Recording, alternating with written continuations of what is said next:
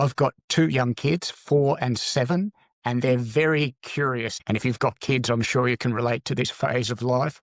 I call it the why phase. It's a beautiful time when the world's a mystery and they're constantly asking why. Now, we all went through this phase, but at some point as adults, we stop asking why. Why is that? Maybe we just lost interest, or maybe we were too embarrassed to ask the question, or is it because we no longer had someone we could ask those questions to? Well, this is one of the unexpected surprises I've discovered since using AI, because I now have this amazing teacher in my pocket 24/7 who knows absolutely everything and is only too happy to answer all my silly questions and explain things to me. And today I want to show you 6 examples of how I'm using AI in exactly this way to become more curious and to learn things that I've always wanted to know but was too afraid to ask. I call this micro-learning, and it's a great use of AI and a really good way to get a little bit smarter each day. Hello and welcome to My Way or the AI Way. I'm Scott Davison. I'm on a mission to master AI,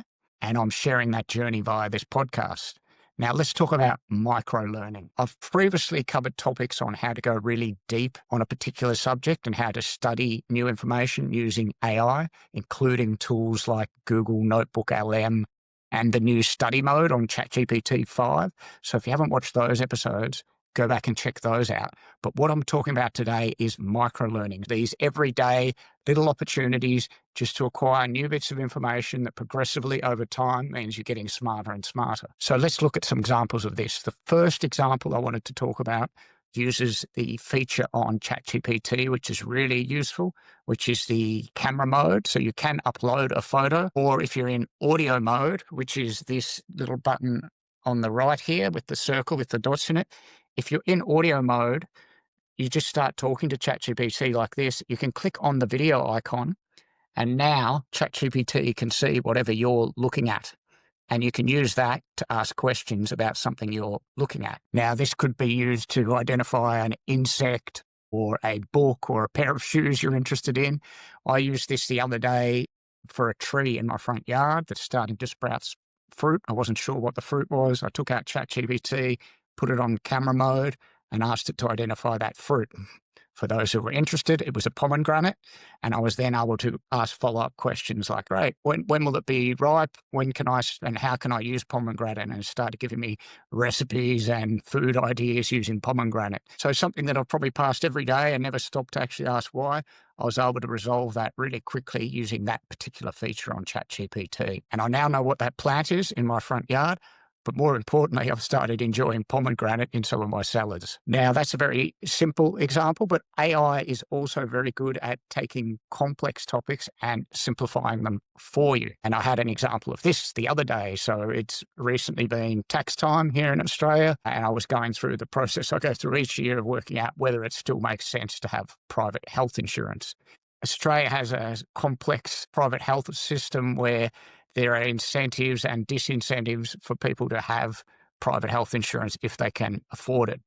It's something that I've never really properly understood, and most people I know probably don't actually understand completely how this works.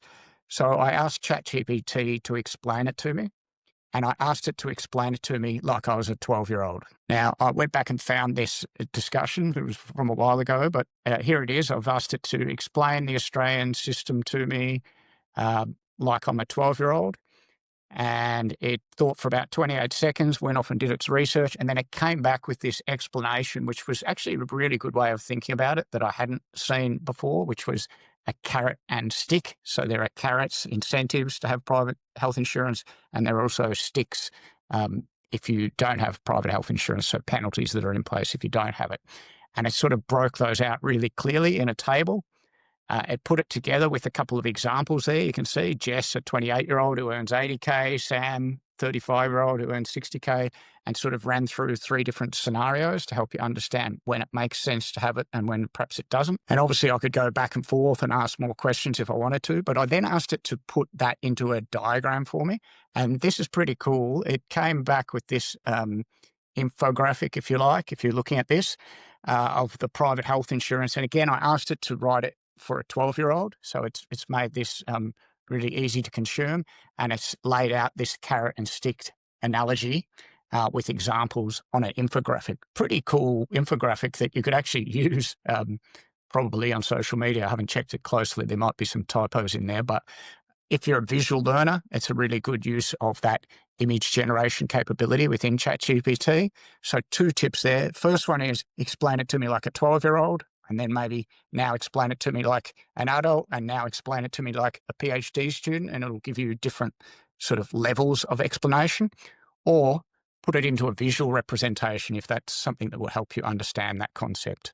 Really good use of AI. Now, the third example is book summaries, and I've got a long list of books on my to-read list, like most of us, that I never get around to reading, and there's always new recommendations getting added to it. And this happened the other day. I was watching a podcast on the Diary of a CEO with Ray Dalio, and part of that, at the end of that interview, they asked him to recommend 3 books that have changed his life, and he reeled off these books that he had got a lot out of, and I thought, great, I'll add those to my list. But of course, I'm never actually going to get around to reading them. So that very night, what I did is I just opened up ChatGPT, flicked it to audio mode as I was lying in bed when I maybe would normally read a book. I flicked to audio mode and I had a conversation with ChatGPT, and I said, okay, here's the book. So one of the books was Lessons from History by Will and Ariane Durant, which is like a condensed book of 5,000 years of history into the key lessons. And I asked ChatGPT if it knew about that book and if it was able to talk me through the key concepts in that book. And it did an amazing job of this. We went through almost chapter by chapter. It's quite a short book, the key concept, the key lesson, and how that applies. And for each one, I was able to ask follow-up questions.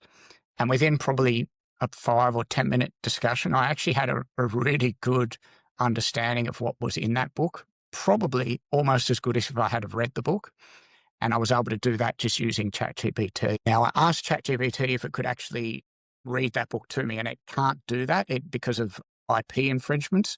But effectively, it's read all these books and it can give you really good summaries of them. And that's a great way to sort of understand a bit more about a book, maybe before deciding if you want to commit the time to read it, or in some cases, instead of reading it. Really good use of AI technology to effectively read more books very quickly. The fourth example is for language tips. So if you're traveling or if you're studying a new language, it's a really easy way to use ChatGPT or whichever your AI model is to just ask it how to say a particular phrase or a particular word in a foreign language. Like I say, this is really useful if you're traveling, obviously, but also if you're just trying to build your vocabulary as learning a new language. You've got it available all the time just to remind you, how do you say this? How do you say that? And it speaks every language in the world, as far as I know. And it speaks it with a really good accent. And you can flick to audio mode and you can hear how the word is pronounced. You can even practice saying it yourself and it will correct you. So it's like a 24/7 language tutor in your pocket. Great for learning languages and great for traveling. Another really useful tool with AI, if you're traveling or even in your own city, if you're walking around, is to get curious and to start asking it for a bit of background information on a building or perhaps a piece of art or a sculpture. It's like having a tour guide with you at all times, and you can just say, I want to know a bit more about this, and it can start giving you the background information. And again, you can keep asking questions to learn more about any of the aspects you're interested in. So that's a great way to use it to sort of get curious and to get more knowledgeable about things in your city or where you're traveling. And then finally, if none of those are applicable to you, or if you're not sure what you want to learn about, you can just ask ChatGPT to teach you a fun fact. And this works really well, especially with kids. Instead of asking it to tell you a joke, which we do often, and it does tell very good jokes also. If you want to stock up on dad jokes, you can ask it for that. But what I'm talking about here is you just take it out and say, all right, teach me a fun fact for today. So let's do a live demo of this and we'll see what comes out. We'll learn this together. Again, I'm going to open up the audio mode and I'm going to show you how this works and we'll see what we learn. Okay, hello ChatGPT. So I'm doing a podcast episode about microlearning and I've been explaining to the listeners how you can help with fun facts. So can you please give us a fun fact, something that we probably didn't know that's going to help us learn a little bit more each day? What's today's fun fact, please? Absolutely. Let's throw in a little fun fact for your listeners. So here's one they might not know. Honey never spoils. Archaeologists have actually found pots of honey in ancient Egyptian tombs that are over 3,000 years old and still perfectly edible. So next time someone wonders how long their honey will last, the answer is pretty much forever. Just a little tasty piece of knowledge to sweeten up the day. Okay, so a good joke as well, but I did actually know that fun fact. So maybe give us one more, something a bit more obscure. Absolutely. Let's dig a little deeper and find something a bit more off the beaten path. Here's one. Did you know that there's a species of jellyfish called Turritopsis dohrnii that is effectively biologically immortal? When it gets injured or starts to age, it can actually revert back to its juvenile form and basically start its life cycle all over again. So it's like the Benjamin Button of the sea. Hopefully, that one's a little more obscure and something new for you and your listeners. Okay, yeah, that one is more obscure and I didn't know that. So there you go. I've learned something today. Hopefully, you've learned something as well. And hopefully, that gives you a few ideas and a bit of inspiration of how you can become more curious and use AI in those sort of ways. It really is a different way of learning on the go. It's micro learning, as I say. It's always available in your pocket.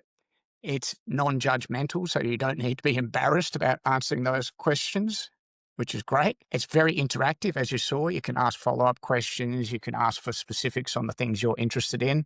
It's completely personalized. So what happens over time, the more you interact with AI, with your version of ChatGPT, it gets to know you and your preferences. You see there, I've sort of trained it around how I like it to respond with a bit of humor. But I think one point just to keep in mind is always keep your cynical hat on, because AI does still make errors and it's called hallucinating. No one really knows why it does this, but it's a bit like that friend of yours who knows a lot of information and is very confident.